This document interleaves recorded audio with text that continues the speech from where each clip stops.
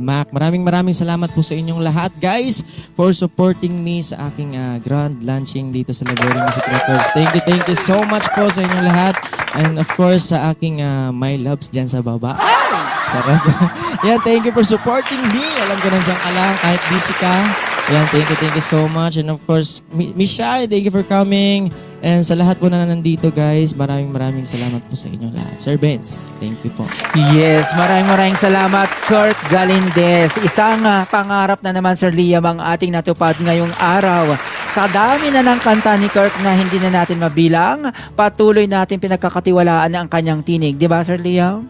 Tama ka din, Sir Benz. Ngayong araw naman talaga ay ang ating bida ay hindi kinakabahan. Kaya naman sa Kirk, bawal dito ang kakaba-kaba. Kapaklaan. Ayan, sa ating 20 viewers.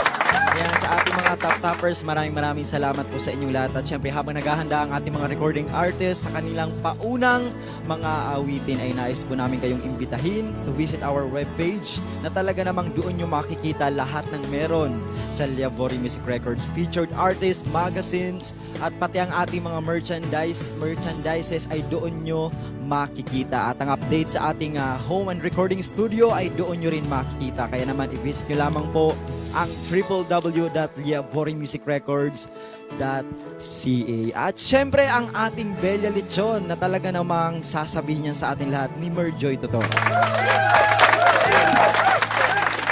CF. Kaya naman sa ating mga taga-ibang bansa na uuwi ng Pilipinas, kung gusto nyo po mag-order po ng Bella Lechon, pwede po kayong mag-message po sa ating pong Facebook page po at sito po sa TikTok page po natin.